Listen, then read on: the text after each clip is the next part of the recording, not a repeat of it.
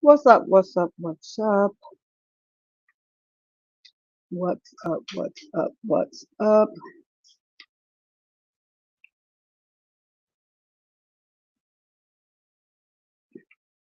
What's up, y'all? What's up? What's up? Just going live really quickly about the P. Diddy case.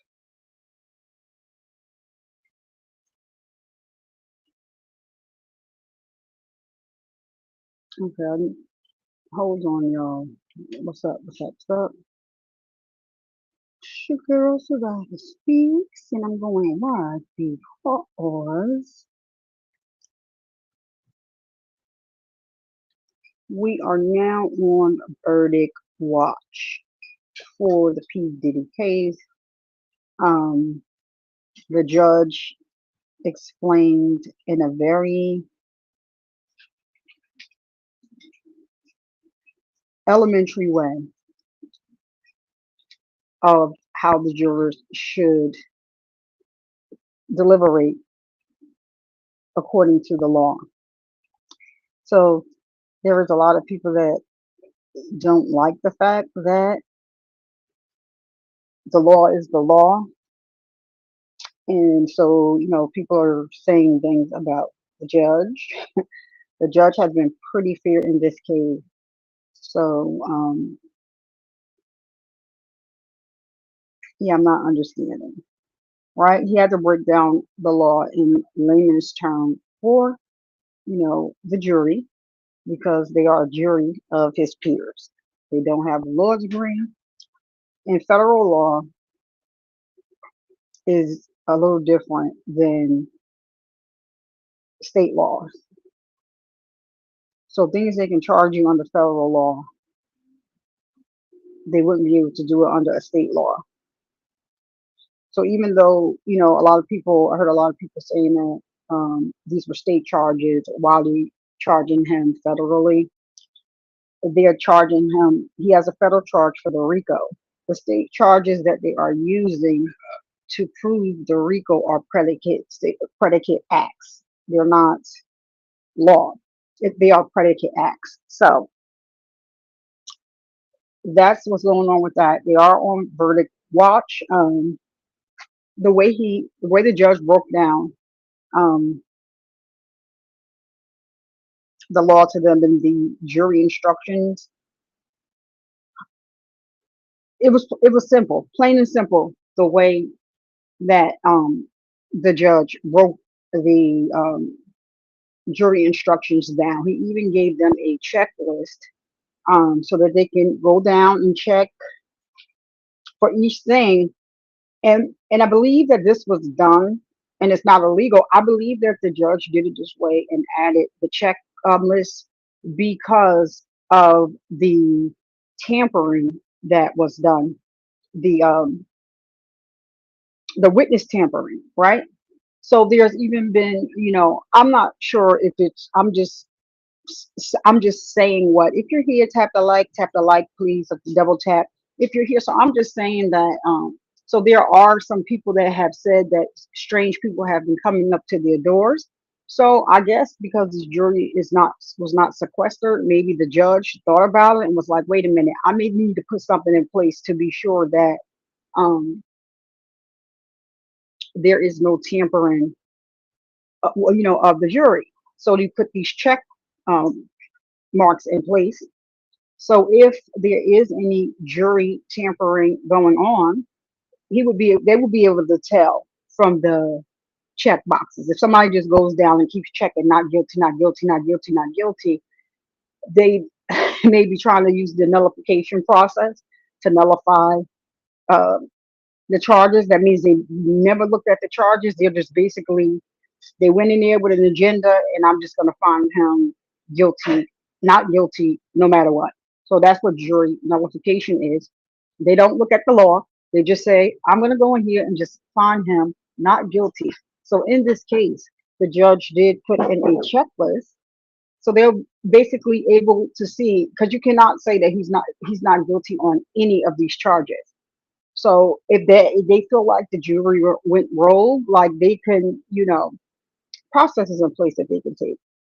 So another thing that this judge did was he did keep the alternate jurors on, and but basically he allowed them to go, but told them he took their numbers just in case they need to come and replace the jury if they don't get a verdict. Um, and I thought that was pretty. He's thinking outside the box, and basically a lot of this is being done because it was alleged that Puffy was tampering with witnesses, so they probably made seem that maybe he can tamper with the jury somehow. Can't put anything past them. Allie, what up? What up? What up? I had just came on here briefly just to I have to change the thumbnail just to advise like we are on verdict watch, and just basically how the judge broke the law down in like in a very elementary way so that the jury would know how to apply the law to the the law to this case and to the charges. And so he also um, is using a checklist as well. So so like if the jury decides to go rogue, they'll be able to tell that. And so we are on verdict watch. I don't know what the predictions are. I predict they're going to have a verdict by today or tomorrow. That's what I predict because that's how um, much the judge, broke down the law to them and read it into um,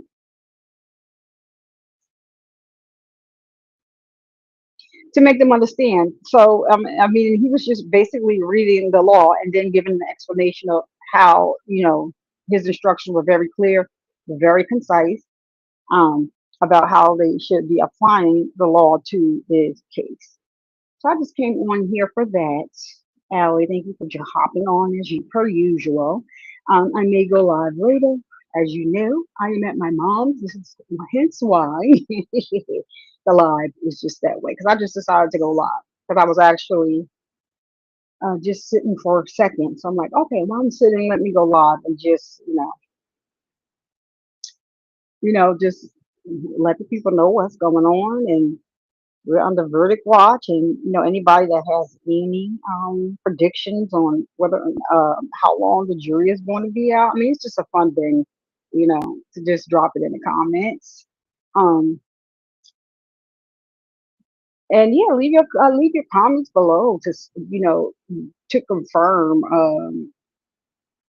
or just stating what you think if he's going to be found guilty. We're just speculating. Is he going to be guilty? Found? Do you think he's going to be found guilty? Not guilty? And how long you think that the jury will take to come back with a verdict. In the case of Sean John, aka Puff Daddy, aka Diddy, aka Brother Love, aka Love, aka Pop Pop, aka Poppy, aka Love on Top, Tucci on the bottom. That's it. And that's all his names. Listen. So I just came over here, just came on just for a short minute, just to give my thoughts on what I think. And if I go live later, depending on what's happening during the day, I will set up the live stream. And Ali, thank you so much for hopping on per usual. I just wanted to do you think that they will have a verdict end of this week, and I think they will come back with guilty. I'm with you. I think today or tomorrow. I mean, that only because the way the judge explained had to, explain the law to them in a very elementary way. Um, and so they only need two predicate acts, right? They only need one guilty from the ex offender, the ex trafficking, um, whatever. They only need two predicate acts, and then he already is found guilty of the RICO. So I know a lot of people don't want to hear that, but I'm going to send you a little document. Okay, okay. Do that then, Allie. We might be able to talk about that later if we don't have a verdict for him. Lord, send that over, and then I'll go ahead and look at it when I get another minute because I'm about to start doing what I need to do here, and so I'm not going to be on. But thank you so much for that. Send it over to me, so I'll take a look at it. Right. So I just wanted to come on because we are in verdict watch, and just because we have been covering this case. Little by little, I wanted to come on and speak my piece about, yeah, to let the people know we on verdict watch and how the judge was so efficient in breaking down the laws to, in an elementary way. This judge has been very, fair. He's unbiased, and a lot of people are saying, "Oh, he's for the prosecution." He's not for the prosecution. He is reading the law to you. This don't have anything to do with the prosecution. This had everything to do with the law. So the fact that he's reading the law and and explaining what it is, and he's very clear and concise in his um, definitions on what the law is. People are like, oh, he's taking us. He's on the prosecution side. No, he's on the law side. I could definitely tell you this judge was very, very fair. So, okay. So I'm going to get out of here so I can start doing what I do over here. Thank you so much. But it wouldn't be me if I didn't end with bringing awareness that men get breast cancer too. Because of the stigma surrounding the word breast, we have changed the word to PEP and or chest cancer. So we're going to continue to break the stigma and bring awareness that men get breast cancer too. And to all of my ladies, please be sure that you're getting your mammograms, filling on your boobies to make sure that you are all right. All right. And don't you dare let anybody come into your house and disturb the peace that passes all understanding. I'm Survivor Speaks. I'll see you guys in the next one. Thank you so much. Tap that screen twice or hit that like button for me. Thank you. Peace.